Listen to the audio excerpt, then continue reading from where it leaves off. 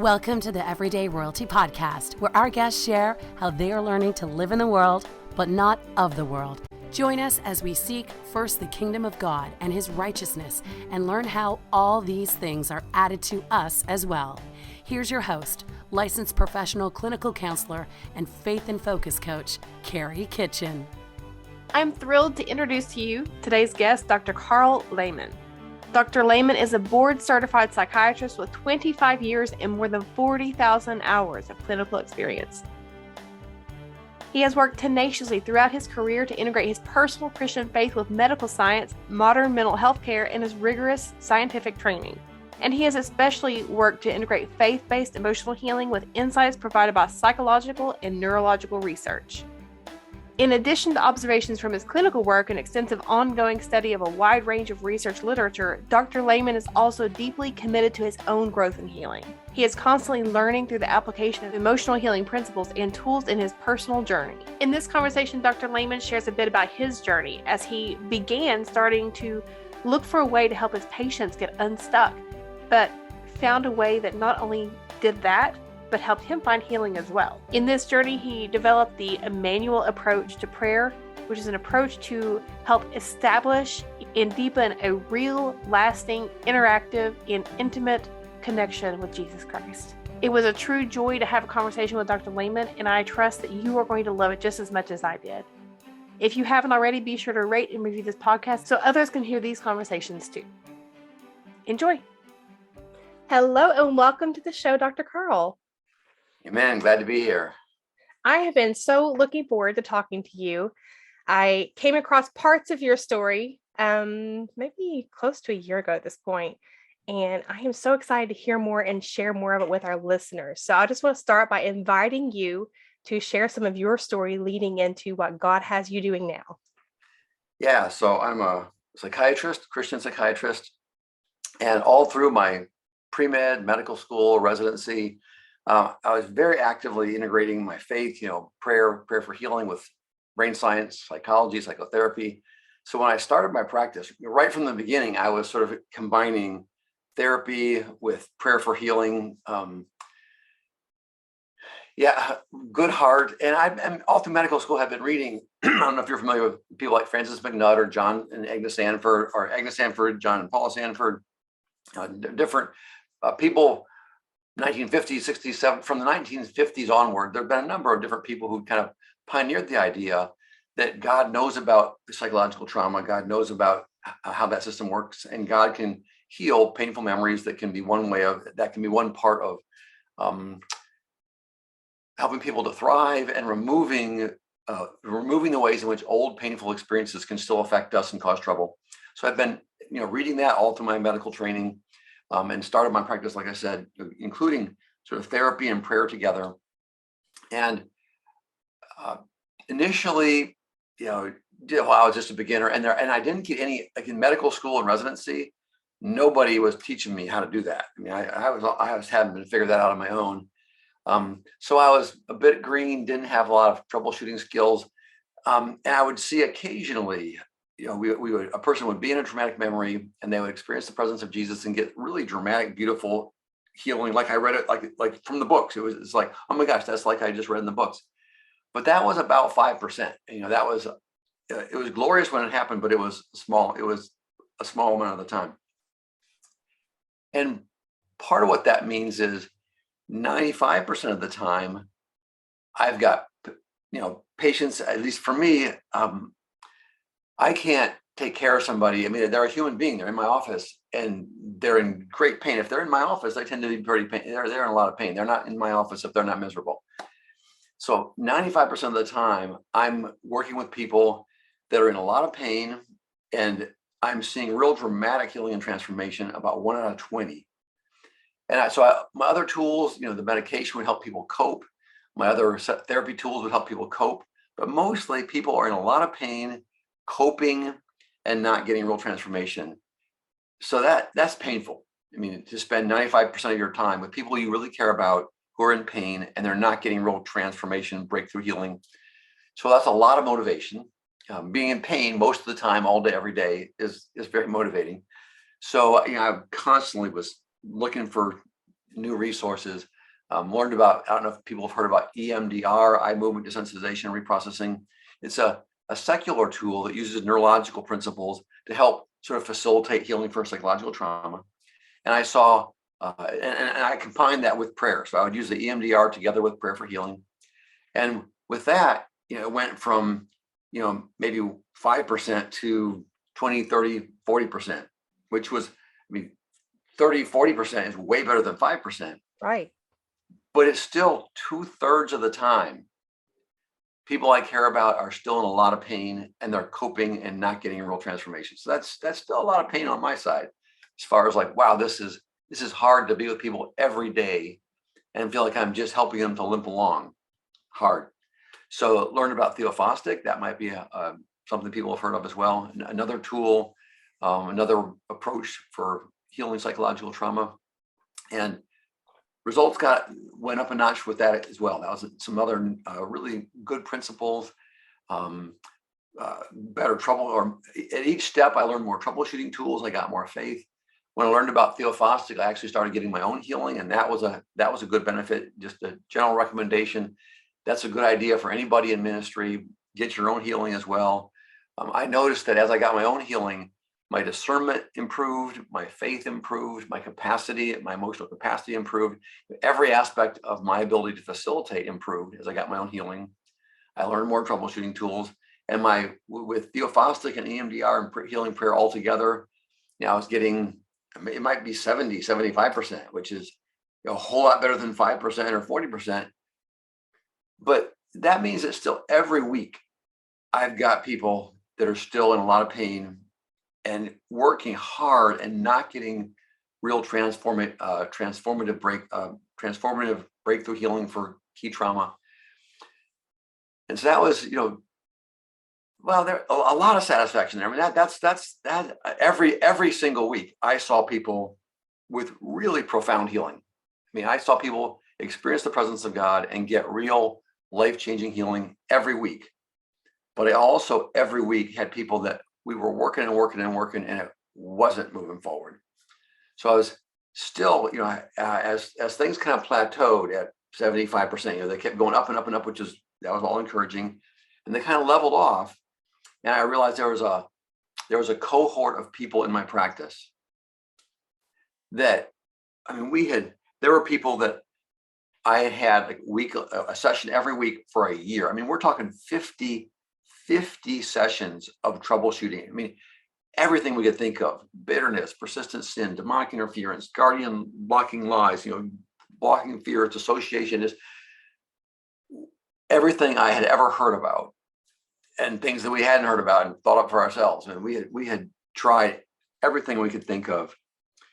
And there were a group of people, like maybe 20, 25%. There was a cohort of my patients that were still limping and coping and not getting, they were not able to get through key traumatic memories. And they would often be able to kind of find the traumatic memory, and even we kind of work with it some, but for everything we knew, we weren't able to get all the way through to healing.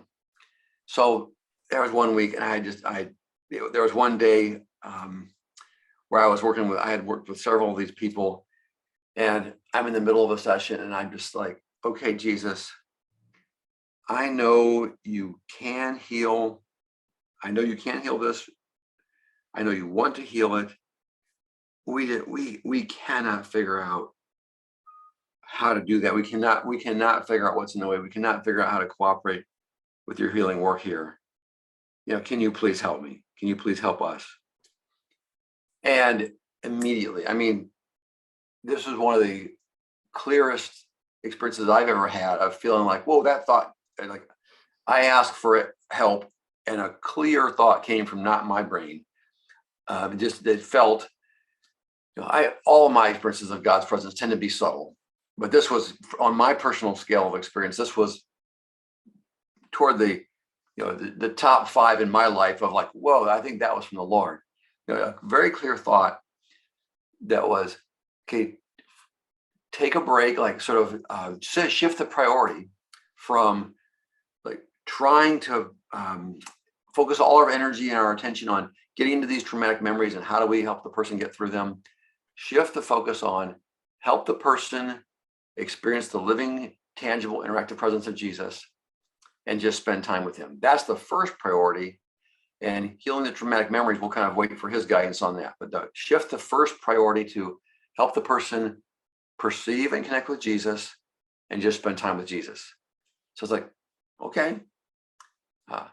And we did that and something new started happening. So we did that for a while. And there was a handful, basically long story short, over the course of maybe a month, I realized, I think there's something important here. And so all of my people who were stuck, I started trying this approach. And some of them after a few sessions, some of them after 5 months, but they all started moving forward.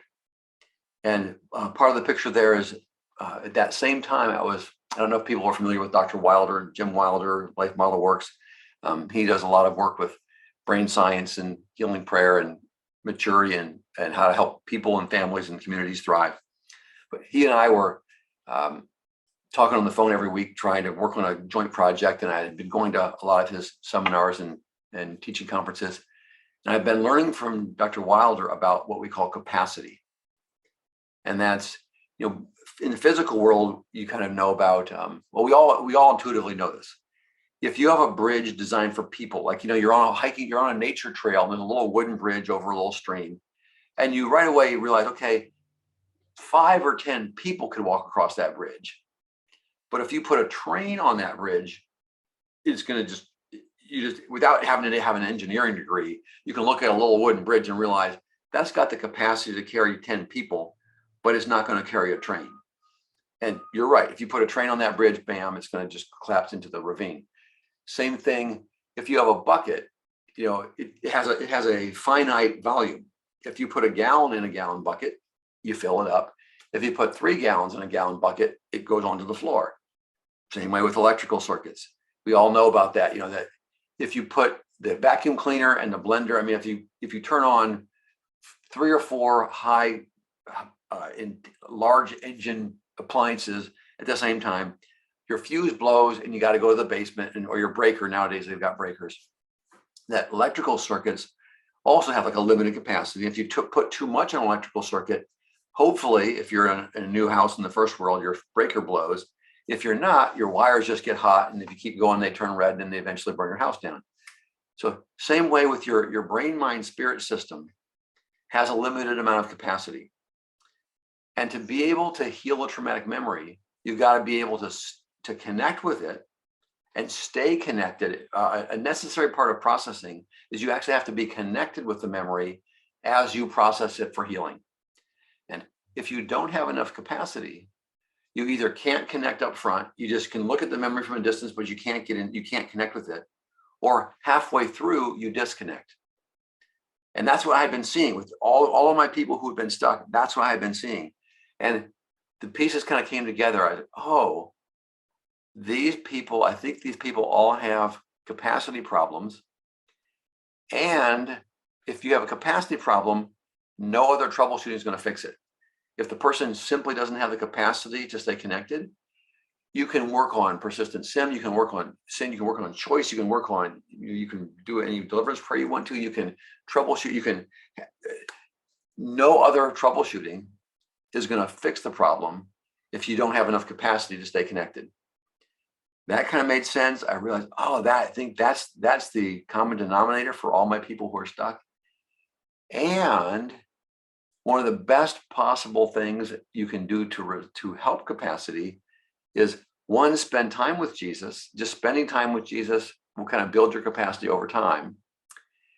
And 2, if you're in a traumatic memory and you experience the presence of Jesus with you, you can actually share to the proportional to the strength of your connection. You can share Jesus's capacity. Here's a little analogy that everybody will get. So here you go. Take a 4-year-old child, 5-year-old child, open up the door to the basement. Oh, the light bulb's burnt out. It's totally dark. Can you go down there behind the furnace and, get my pipe wrench? And if you've got a 5-year-old who's like, if they don't have the capacity, if that's too scary, even if they're normally a compliant child, they'll just be like, they'll stand at the top of the stairs and just kind of like, Okay. If you say, oh, I'll go with you, and you take their hand, a task that was beyond their capacity, it was too scary for them by themselves. But if you go with them and take their hand, oh, okay, well, if dad's going with me, I can do that. And memories where a person cannot go into it by themselves. If they've practiced connecting with Jesus, they can feel his tangible presence. They've kind of come to believe, oh my God, this works. I can feel him with me. He's going to stay with me.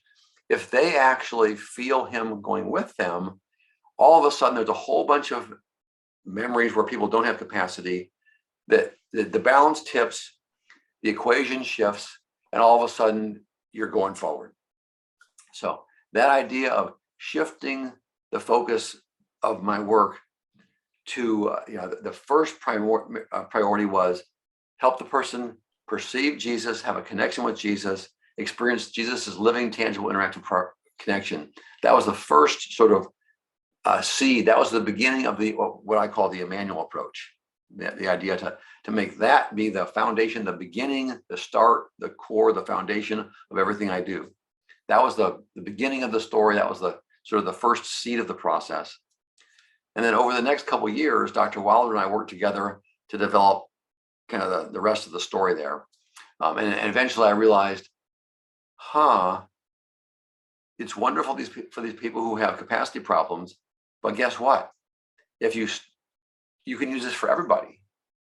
And even people who they were doing healing work okay, the other tools we were working were okay.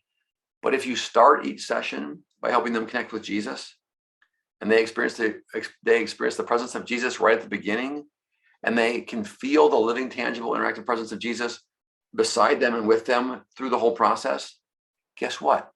Everything else works better. I mean, every other technique I used was like smoother, easier, gentler, faster. I'm like, in retrospect, it's like, duh.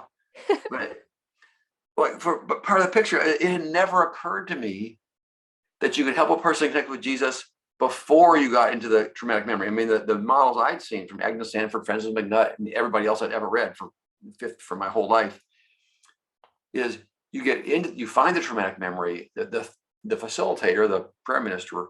I help you figure out what the problem is. I help you find the traumatic memory. I help you get into it. Once we get into the memory, we kind of figure out what are the issues, what are the distorted perceptions, where's the lie. I do most of the work, and then, okay, this is where you come in, Jesus. We're at step 5 here, and we bring the presence of God in for, okay, can you please heal? Now that we've got this all set up, can you please come into this traumatic memory and heal it? Which does work. It just had never occurred to me, and I'd never heard anybody else. As far as I could tell, it hadn't occurred to anybody. What if we help the person connect with Jesus right at the beginning?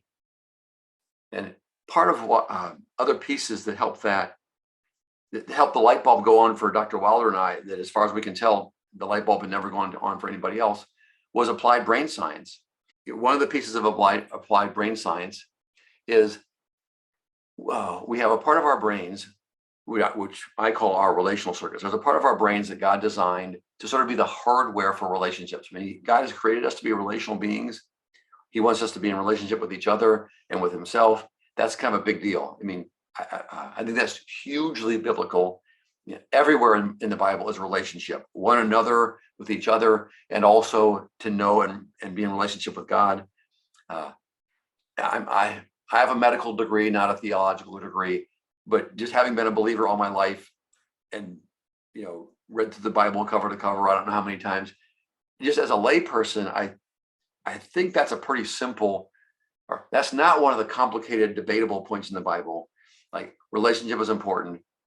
And not surprisingly, if relationship is that important, it shouldn't surprise us that God actually designed a big part of our brains to run that, to be the hardware for running relationships neurologically.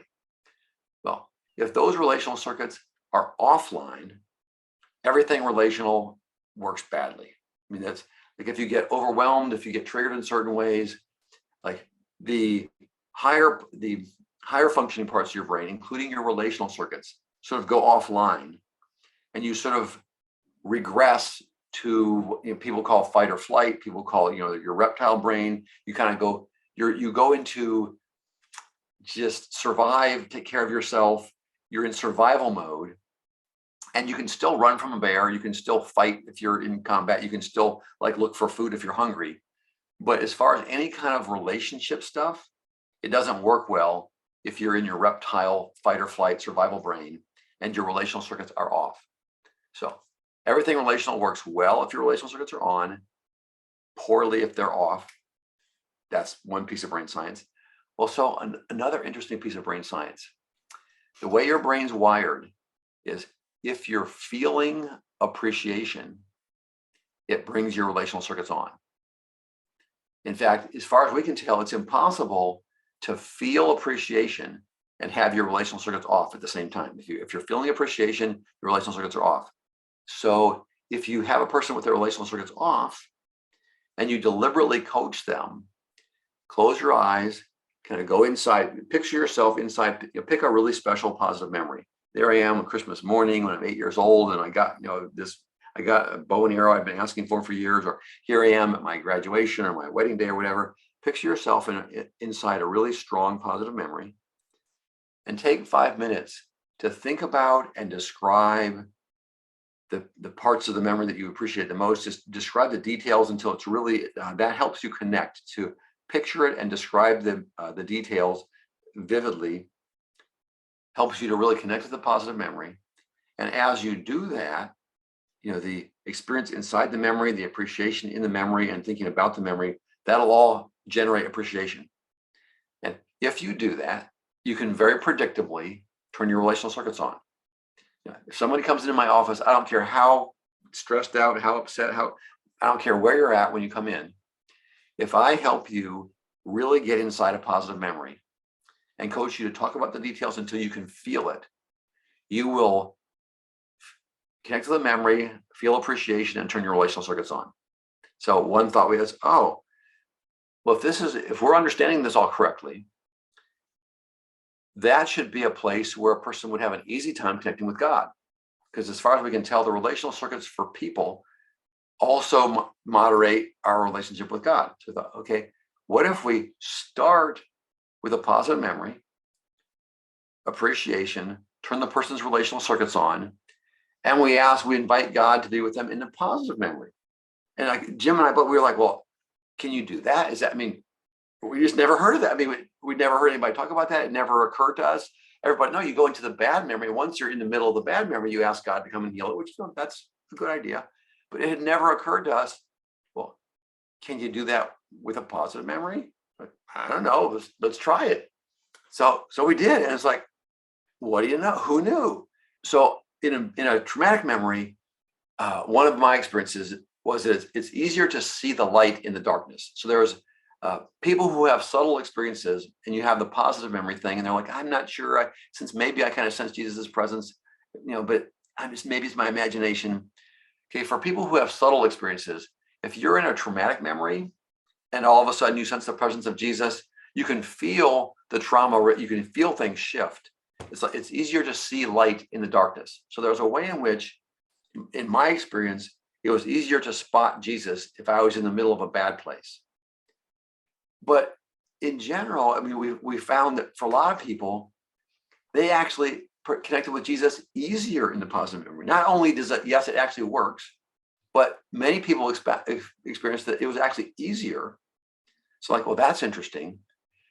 And here's another piece of the Immanual Approach that's a cool thing. So if the first thing you do is help the person connect with a positive memory and turn their relational circuits on and connect with Jesus in that place. So they're in a positive memory, feeling gratitude, and experiencing a living, interactive connection with Jesus.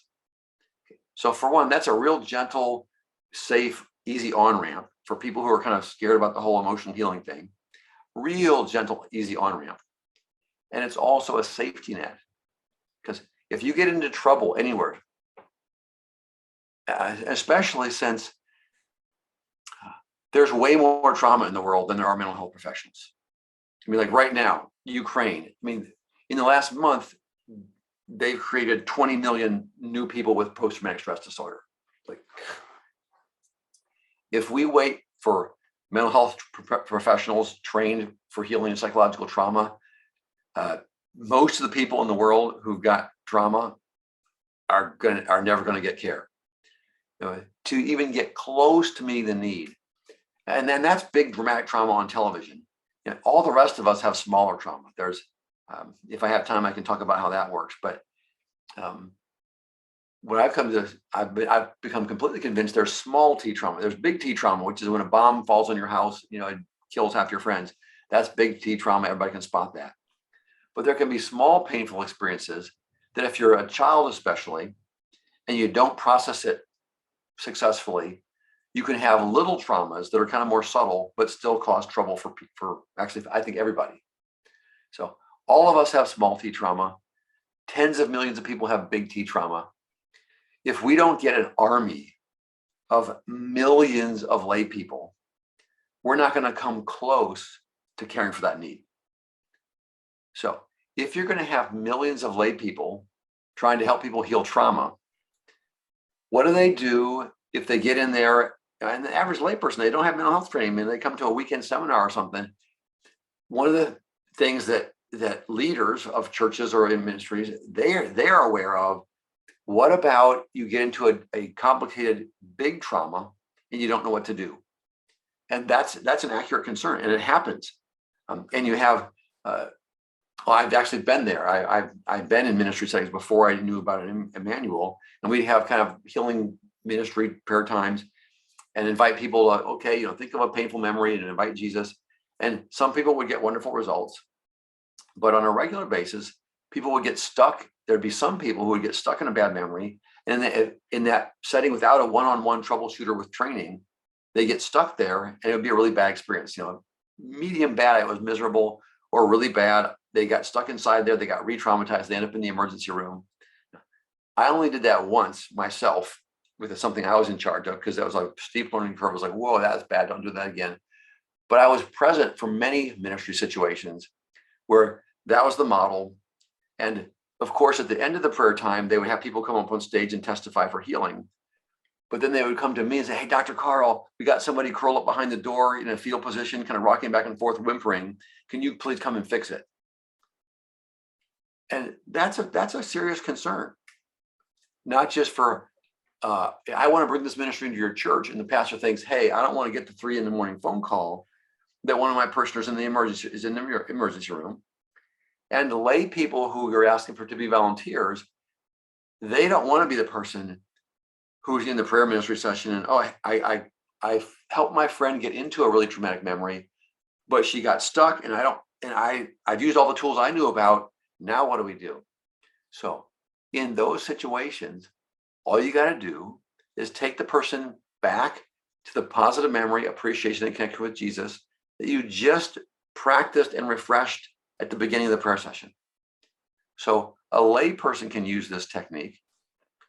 And if they run into trouble anywhere in the session, that's above my pay grade. I'm out of my depth. I found something I don't know what to do with. Okay.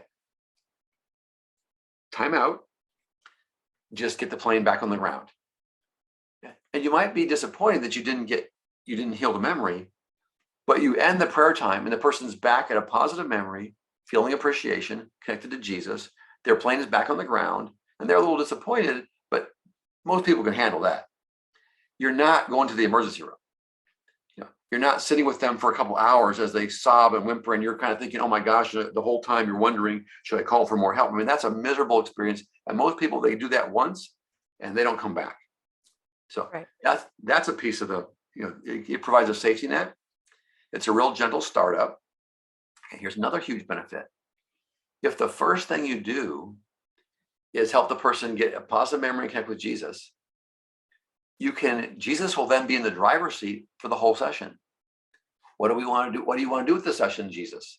Every step of the way, you can ask for Jesus's guidance. At any point in the session, if you have a question or problem, you ask Jesus for, hey, so what about this, Jesus? And the whole journey, even going into the traumatic memory, they're aware of Jesus' presence with them. So the whole idea of being with Jesus and having increased capacity, and every place of the session where the facilitator has to bring skill. What's the problem here? How can we find the traumatic memory? Directly proportional to the strength of their connection with Jesus. Jesus brings all that. You just basically turn to him. Well, is Jesus still there? Ask him. He brings all that training and skill and understanding about how does this work? Where's the traumatic memory? Where's this coming from? How do we find it?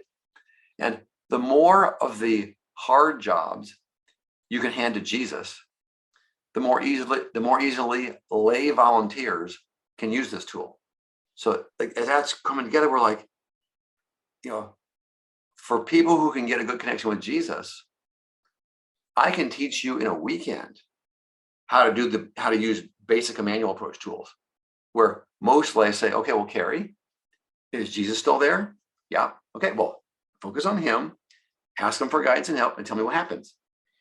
We go for 5 minutes. Oh, there's some other issue. There's some question. You have some question. You have some problem. You have whatever. I'll say, okay, well, so get words for, describe what's going on for me there. Okay, so try to get words for what the problem is.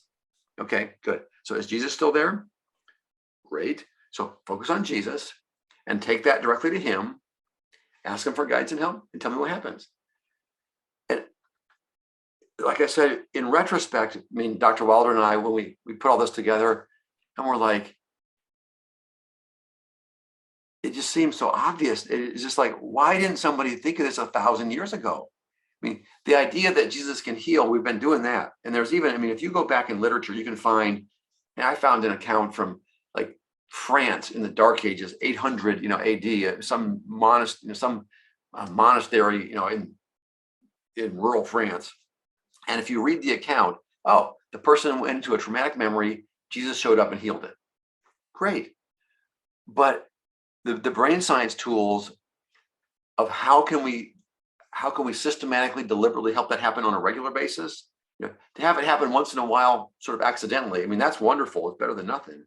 But the idea, brain science, positive memory, appreciation, turn the relational circuits, help them get Jesus at the beginning. Then if they're with Jesus, he'll increase their capacity. All the complexity, we can say, okay, Jesus, what about that? Can you please handle that?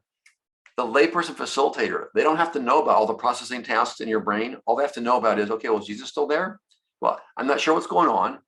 Ask Jesus. Great. And if you run into trouble that you don't know how to handle, you go back to your positive memory and ask Jesus for help there. And at the end of the session, if you run out of time, this is another big one. If you do this much, people who are paying attention, well, for one, either they're not thinking very carefully and they try it and it eventually happens. It's just a matter of time until they get somebody who has a bigger pain pile or a complicated, something's complicated. And basically, even if it's kind of working, but they get to the end of the time they got and they're not done.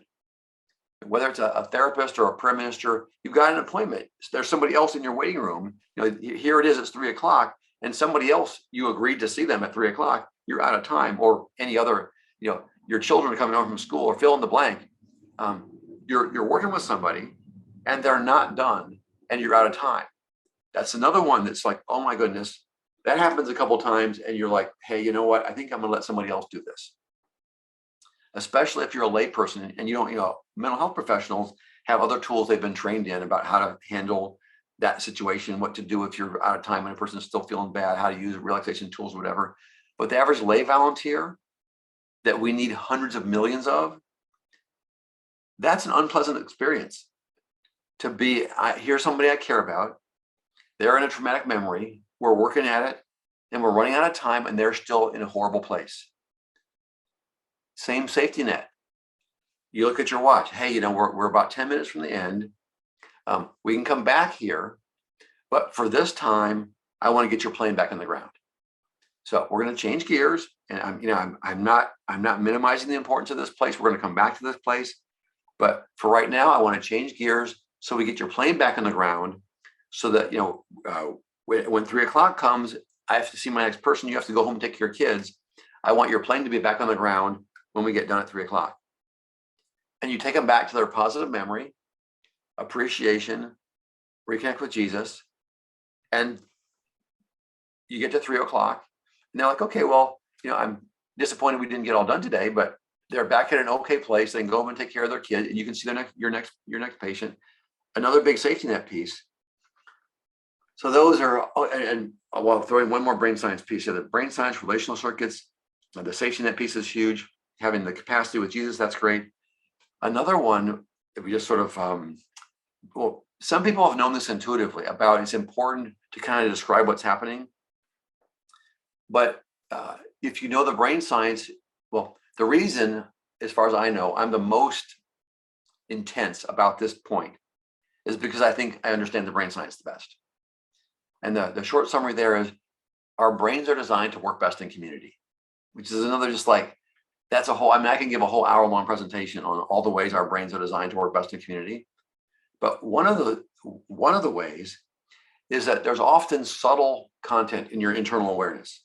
You'll be in a prayer session, and sometimes there's real obvious stuff.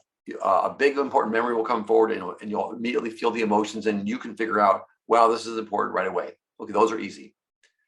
But a surprisingly large amount of the time, you'll be in a prayer ministry session, and you're not quite sure what's happening, and you're asking the Lord for guidance, and clues will come into the person's mind, and they won't recognize them.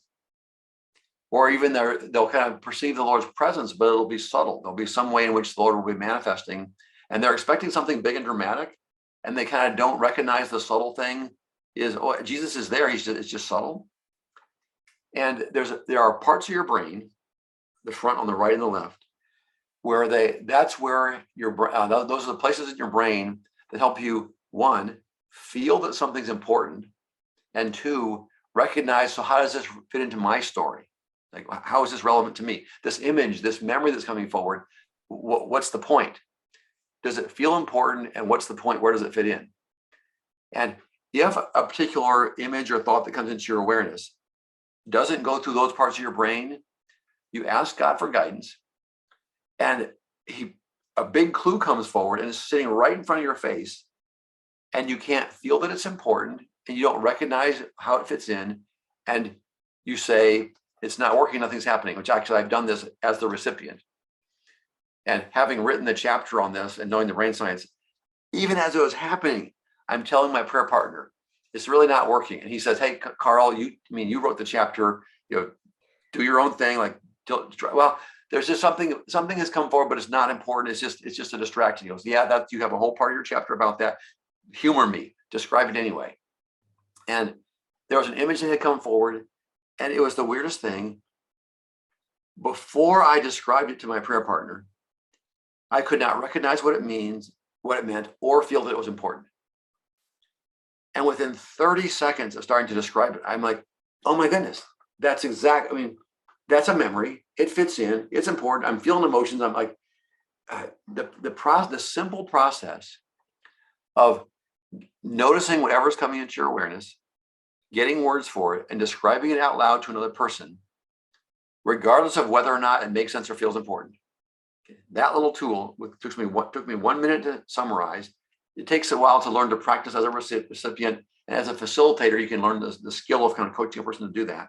But that little simple intervention, maybe 30% of the people you pray with who previously said it's not working, you add that one piece of brain science, and all of a sudden you realize, wait a minute, there were subtle manifestations of God's presence. There were subtle clues. There was a bunch of subtle stuff that we were missing. And now that we're catching all those clues and memories and images, all of a sudden, oh, it is working after all. So those are the super short summary of about 2 years of work with Dr. Wilder and I, figuring out how the brain science pieces fit in and figuring out how to put them together. And now that the process is all put together, it looks pretty simple. That's a common phenomenon in science and medicine and all kinds of places. After somebody invents it, everybody else says, oh, I could have done that. Well, yeah, it's usually easier to understand something after it's been done than to invent it the first time. And both of us, after we put it together, we were both like, exactly like, why didn't somebody think of this 1,000 years ago? Why didn't we think of it 20 years ago? In fact, as we were putting all this together, and Dr. Wilder says, hey, Dr. Karl, you need to write all this up. And I hate to write. It's slow. It's painful. I'm not a natural writer. And I'm like,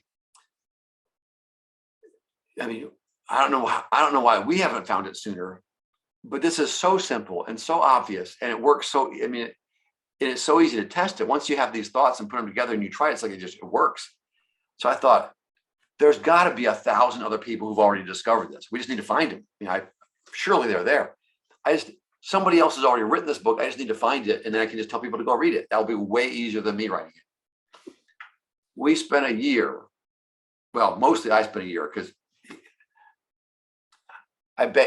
he searched through his memory banks as well, but I spent a year because I didn't want to do it. And as far as we can tell, nobody else stumbled on the pieces and put them together this way. So there you go. That's the super short summary crash course about the Immanual Approach. Did that kind of make sense? Absolutely. I think that's just a drop in the bucket of everything I've read of your material too, and all the videos I've watched and everything else. But it is an excellent summary. And I love how much hope it gives people who have felt so stuck. You said something at the very beginning. You were talking about how pain is such a motivator, and how and I know as a clinician, it's so frustrating when you see somebody and you want them to have the breakthrough so desperately because you do care, and because you have such compassion for them because they're hurting.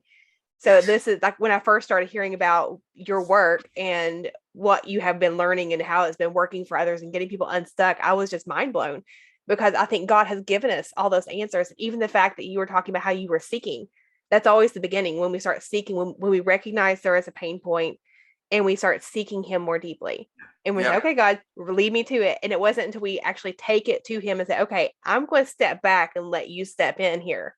And that's the whole basis of the approach. That's what's so amazing about it, because it is like, seek first the kingdom of God. Seek him first.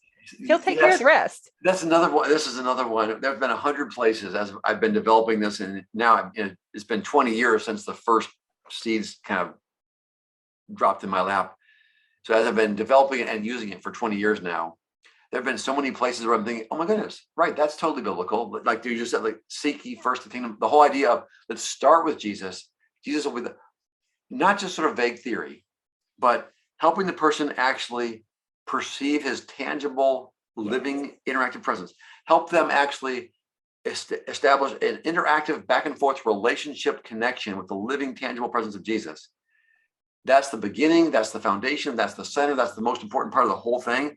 Oh, yeah. Like, seek ye first the kingdom of God and all these. That's real consistent. It makes sense then. It makes sense. And there's 100 other verses where as I've been going along, I'm like, oh, this is that verse. Oh, here it is. Look, exactly. There you go, right there. So totally. It's so exciting. Very exciting. And for just a perspective piece, so I don't know if you have a video version of what you do or whether it's just all audio, but for the audio people, I'm holding up an 800-page book in my hand here, so this is actually like the first third is the beginner book, the middle third is the intermediate book, and the last third is the advanced book. So it's the whole library. It's the beginner, intermediate, and advanced all in one book. And what I say is, I can teach you to do the basic Immanuel Approach process in a weekend. And it's insane that works even at all ever. I mean, the fact that we can send a team to Uganda and they can have 45 volunteers show up, most of whom are like 23-year-olds with third-grade educations. And in 2 days, we can teach them how to help the person go to a positive memory, stir up appreciation and turn the relational circuits on, invite the presence of Jesus, and then be able to describe out loud whatever comes into their awareness so they catch the subtle things. Okay, positive memory, appreciation, connection with Jesus, we've got that in place. That's a good place to start, and we can come back to it if we need to for the safety net. Okay, now, help them go to a painful memory. And as soon as they get in the painful memory, the first thing you do is help them connect with Jesus there. And then you, inside the painful memory, and they can perceive Jesus there, you basically coach them, okay, Jesus is now the therapist. Just look at him, ask him for help, tell me what happens. And if you get in trouble, go back to the safety net. We can teach 23-year-olds with third-grade educations to do that in 2 days. And they go out into the nearby villages, and oh my God, it's crazy that works at all, let alone 80% of the time. I mean, in third world countries where there's lots of faith, it's insane how much that simple tool works. And for horrible trauma, I mean, not just like, oh, I got a B in my algebra test, in 8th grade, and I was a straight A student. That was really embarrassing. We're talking like, oh, I saw my parents chopped up with machetes in my front yard. Insane stuff. The fact that that ever works with the basic tools for a 23-year-old volunteer with a 3rd grade education who learned it in 2 days, that's insane. So you can learn the basic tools in a weekend, and they work, half the time, 2/3 of the time, whatever. That's outrageous. You can spend the rest of your life learning the intermediate advanced tools, because there's just a huge pile of complicated stuff that sometimes happens. And so I tell people, learn the basic stuff, use those tools wherever you have the opportunity, use the safety net if you get in over your head.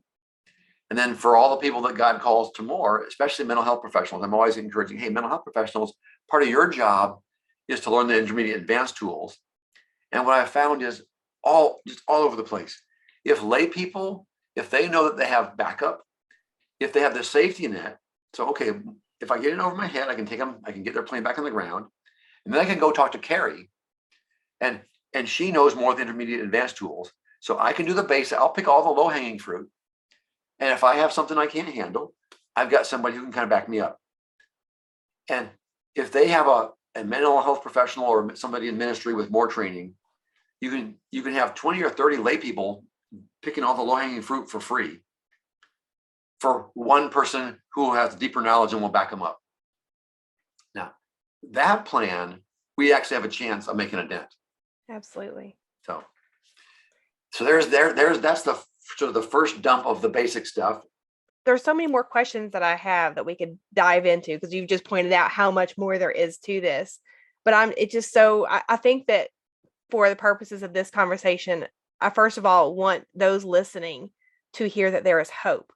If they have felt stuck, if they've been going to therapy, if they've been doing all the things, and it starts with learning that connection with him. It starts with being able to have that interactive, intimate relationship with him that he desires and that he has designed us. I love the brain science behind it, but that he has designed us to have. I am so amazed by that, just the fact that he structured us for that. We are designed specifically to have relationship with him because he is love, and love is relationship. Love is relational. Yes. Love is inherently relational. Yep. It all fits together. It does. It's amazing how it all connects. And you're talking about how, like, when you look at it after it's all laid out, you're like, oh, well, that makes sense. I think part of that is just that you have made it so believable and approachable. And even what scripture says, it says the enemy blinds the unbeliever. So if you're not believing that God really is connectional, that he really does care, if you don't believe that, you don't get it. But when you start seeing, oh, this makes sense, this is logical, that we have brain science to back this up, this is something that makes so much sense, I can believe this. And then therefore things start becoming real to us. And it becomes not just theory on a page, but it becomes something we can practice and live. Yes. Yes. All true. Here's a fun little, give you a little bit more brain science research on learning theory. I mean, people love it. People have debated forever on like, what's more effective, sort of explaining the theory. I'll write a book about the theory. I'll give a lecture about the theory. Is it more important to explain the theory, or to just kind of throw them in the lab and have them experience it? Is experience a better teacher, or is it more important to learn the theory? And folks have debated that, forever. Well, a really elegant research team, and this maybe it's 30 years ago now, very, very well done research. They had 3 groups of students. And it's really well designed as far as they had a theory unit, which is like an hour of written and lecture explanation of the theory. And they had an hour unit, which is, they designed it very carefully, where they put them in a situation where they sort of encounter experientially the phenomena they're talking about. And so one group of students had 2 experience lab units. One group had 2 theory explanation units. And one group experienced it and then explained it. They had one group that they combined the experience and the explanation. So everybody, I'm sure, can think, oh, I'll bet the one with one of each was better. Correct. Well, so first, interesting, the 2 experience lab units and the 2 lecture explanation units, those are about the same. When they and the evaluation was not like a paper test. I can't remember if they waited a month or a few weeks, or whatever, but a while after the training, they just put them in a situation, and the evaluation was they had to be able to recognize, oh, this is the thing I learned about, and actually be able to apply the theory. So that's like in real life, that's what you're testing. You need to be able to say, oh, here it is, and I know what to do, and you can actually do it. So that was the evaluation, which is, I think, that's the real evaluation in real life. And the 2 lab and the 2 experience, the 2 experience lab and the 2 explanation were about the same. And the experience 1 and explanation 1 was better. Guess how much better? How much? 300%, 3 times. Wow. It wasn't a subtle effect size. It's not 15% improvement.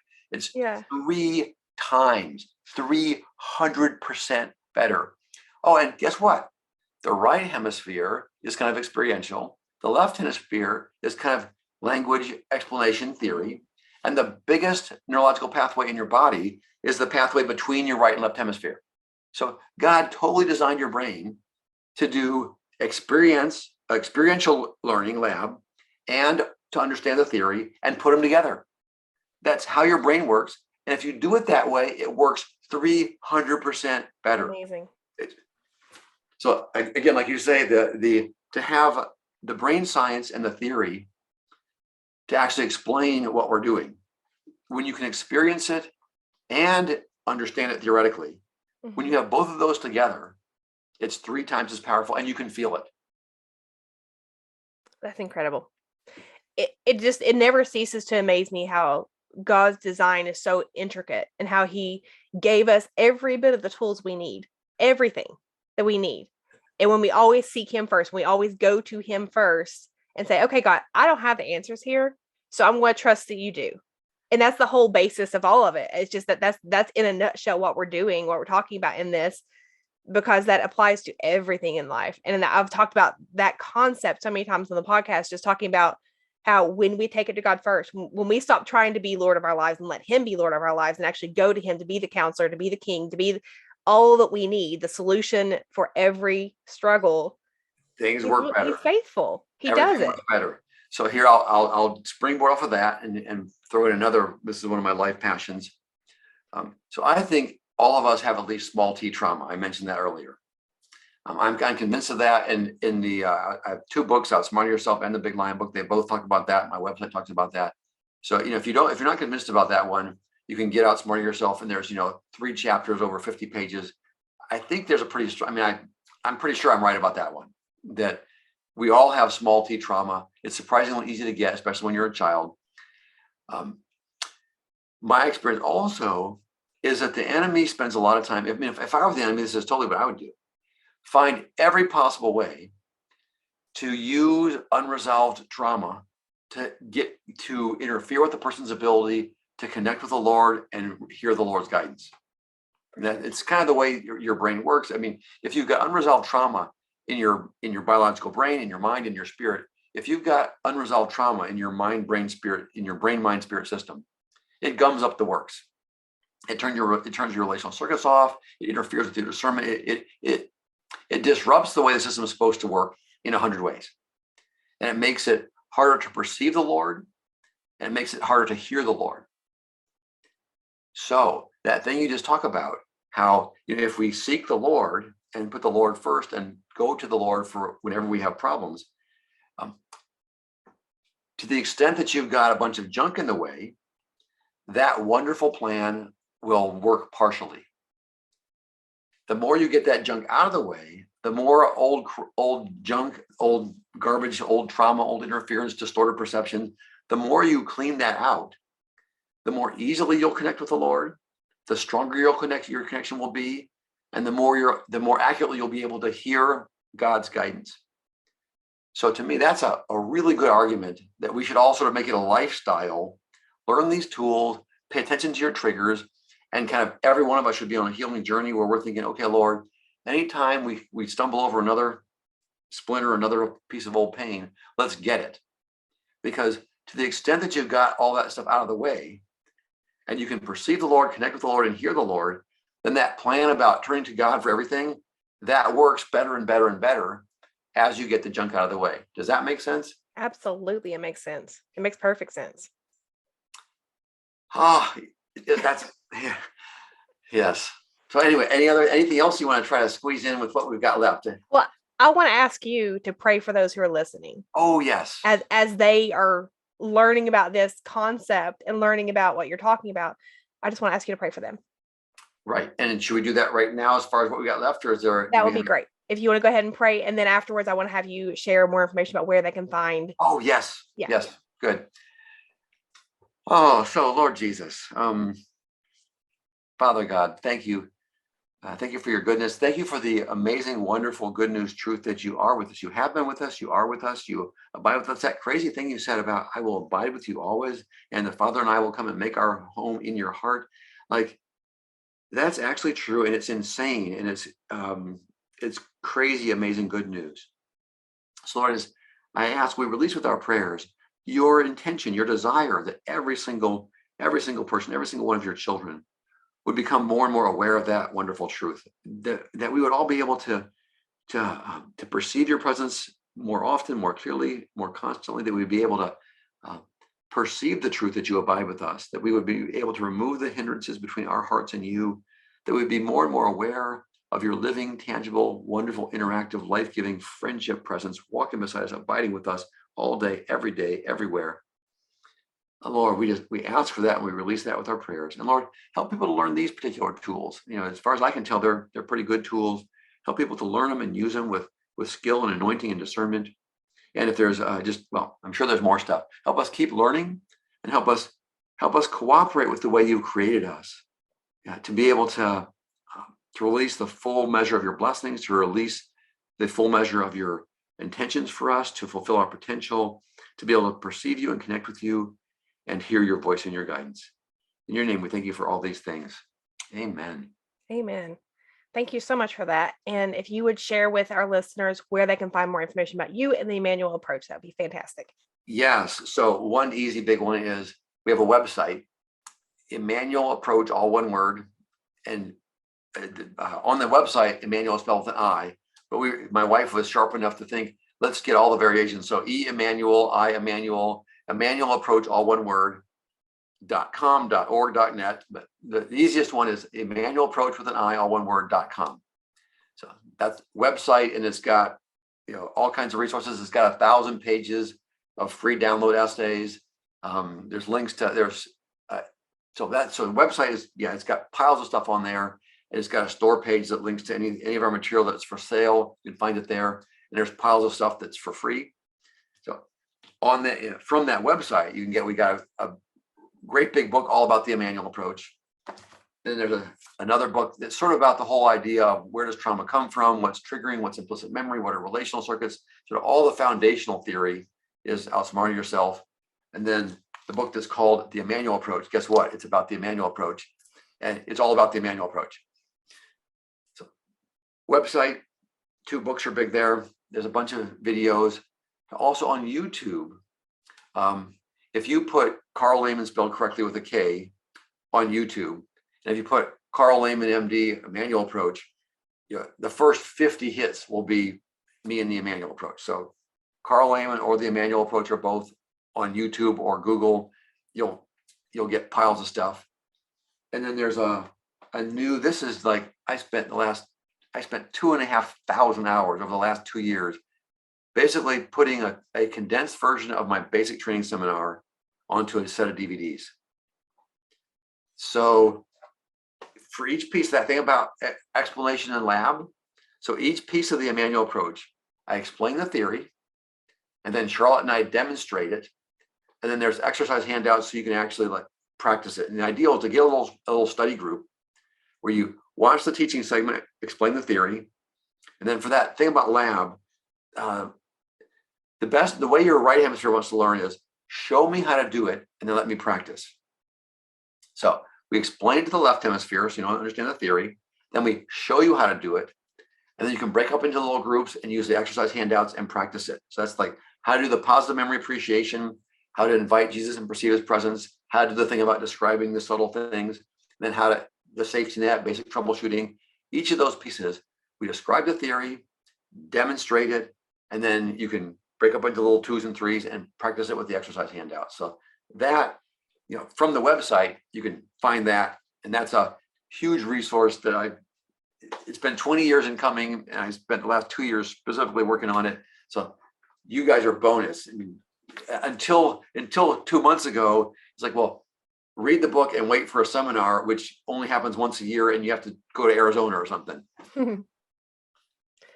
I appreciate so much, and I'll share the links of those in the description to make sure everybody has them. I appreciate so much your passion for teaching this and all of the hours and hours and hours you have spent with the research and the practice and learning and just seeking God's guidance in it.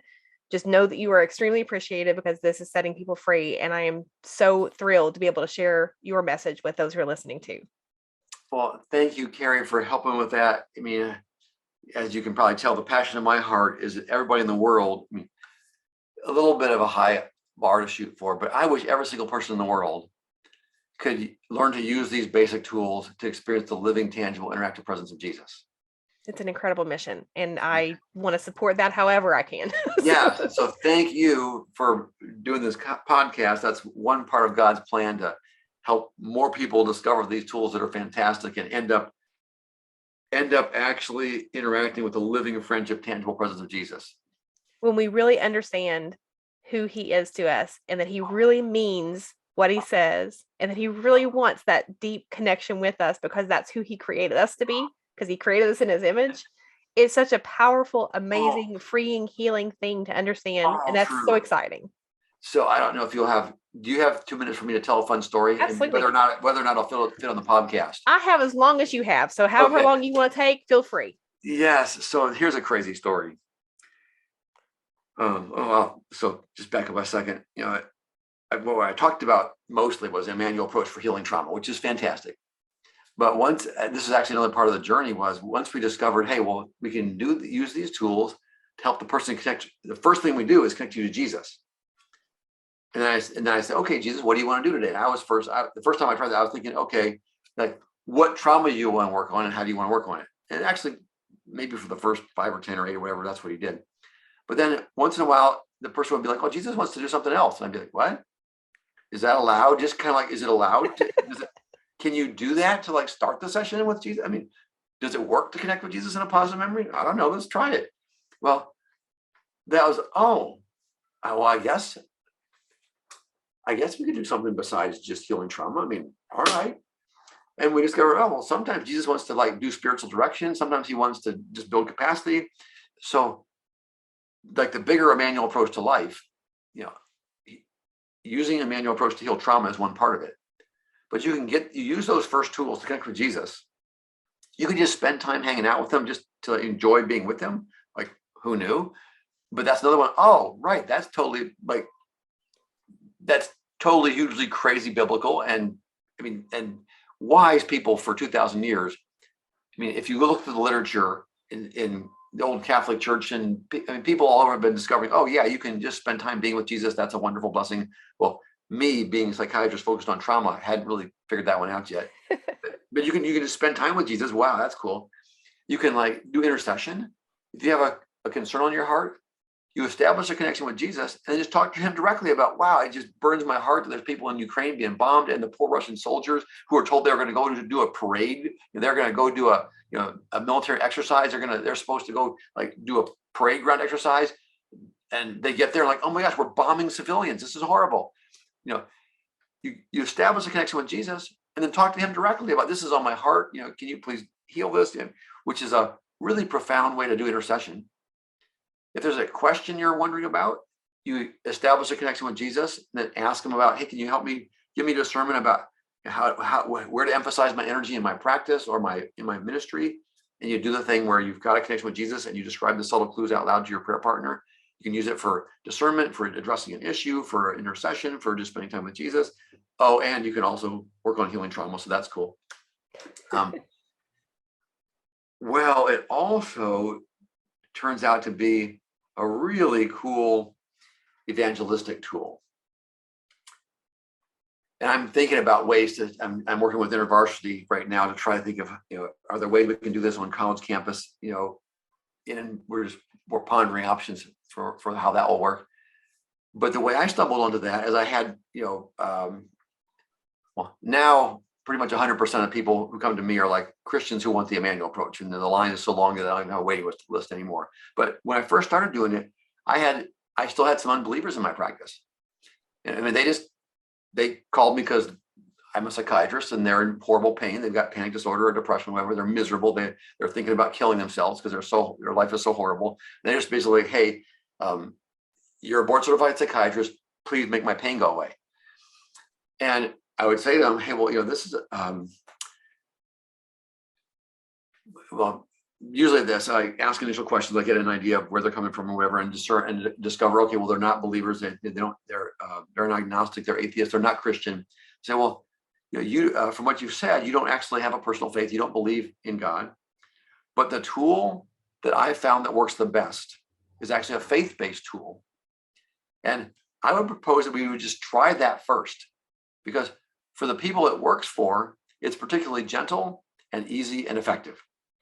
Same way if you had cancer and you expect me to say, well, okay, so there's a certain kind of lima bean. I mean, if the research from the last 2 years had just discovered, hey, there's this lima bean from South Carolina that if you boil it, in a certain kind of oil, it'll cure cancer.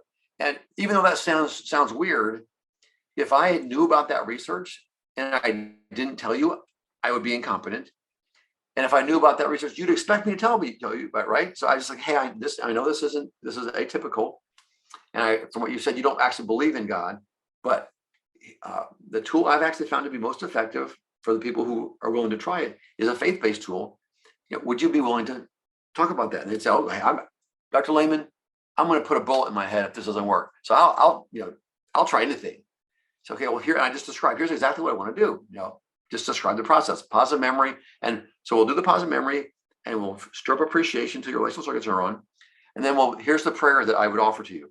It's fine. You don't have to believe in God. You can do this. So God, I don't even believe you exist. But if you do exist and you're not a jerk, because a lot of people have had very negative experiences with faith. They've encountered really hateful, judgmental, toxic believers. So we'll do the positive memory. Then we can pray like this. So God, if you actually exist, and you're not a jerk, then I welcome your presence. Would you please help me to perceive your presence? So would you be willing to try that? And if it doesn't work, we'll try something else. And if it does work, great. So they're sort of desperate. I have a unique window of opportunity because they're desperate and they're in pain. But so far, everyone I did that with, they were like, okay, I'll try anything. Every single one of them, they're like, oh, there's this guy standing in front of me. I think Jesus is standing in front of me. I'm like, well, how do you know it's Jesus? Like, you don't believe in Jesus. Like, hey, dude, when Jesus is standing in front of you, you know it's Jesus. I'm like, all right. So then we use it. It's like, okay, so we go to this. We'll ask him, where's your depression coming from? Where's your panic? Whatever. So we do healing work, because that's what they came for. And sure enough, they go to some trauma. They go to wherever the roots are. And it works. They get great healing and they interact with Jesus and get wonderful healing. And after a session or 2 or 3 or whatever, when they've gotten wonderful healing results, and they're really happy about that. I somewhere or another, I'll ask them, so what do you think about making an adult choice to actually follow Jesus? Because, from what you said, some of these are children who grew up in Christian homes but kind of left the church. So I'll say, so you grew up in a Christian family, but from what you've said, it doesn't sound like you've ever made a choice as an adult to actually follow Jesus. Yeah, you're right. Well, what do you think about doing that? That would really make sense, wouldn't it? Because that would be the move of it. Like these young intellectual college students, that would be the move of integrity, wouldn't it? Because he's just kind of healed me and he shows us, like, considering what he's done for me the last 3 weeks, that would kind of feel right to sort of make a choice to follow him, wouldn't it? I'm like, yeah, it would to me. All right, let's do it. That's one. And there's kind of ones in the middle. The most interesting one was total unbeliever, didn't know anything about Christianity. We do that for a few sessions. And we get to the end of, it might have been the second or third session or whatever. And he looks at me and says, Dr. Lehman, is this what you Christians do? I said, what do you mean? He said, well, this thing about where you talk to Jesus, like this thing we're doing here, is this what you Christians do? And I said, I'm sorry that wasn't more obvious. Yeah, that's like, yes, a connection with the living presence of Jesus really should be a really important part. That should be the most important part of what Christians do. Yeah, that is the theory. That is a really big part of what Christians do. That is the most important thing of what we should do as well. So if I'm a Christian, can I do this? Like, if I become a Christian, can I keep doing this? And I was like, well, yeah. Can you? So what do I got to do? Like, can you help me be a Christian so I can keep talking to Jesus like this? That was like the easiest evangelistic intervention I've ever had in my life. That's powerful. That's so powerful. When people actually crazy. Experience that kind of love that Jesus has for us, that's so powerful. It's just crazy. This guy, he actually experienced who is the real living presence of Jesus. And we didn't have some intellectual conversation about whether God exists. We didn't argue about, he's just like, well, is this what you Christians do? If I'm a Christian, can I do this? Can you help me be a Christian? Like, amazing. Yeah, we can take care of that right now. Yeah, that is amazing. It's hard to even know what to say after that. That's just so cool. Absolutely. Thank you so much for sharing that. Yeah. So you are welcome. That's it. I have 1,000 other things to do. That's a good note to end on. Well, thank you for your time today. It is very, very appreciated. And like I said, thank you for all the work, everything leading up to this. So you are so welcome. That was wonderful and fun. And as you can tell, I love sharing about the Immanual Approach. So thanks for helping to spread the news. Thank you once again for tuning in to the Everyday Royalty Podcast. If you have loved hearing this conversation and you want to hear more like it, be sure to join my mailing list. You can do that at breakthrough.everydayincredible.net, where you will also receive a free PDF prayer guide on finding spiritual breakthrough. Always remember who and whose you are, and have a blessed day.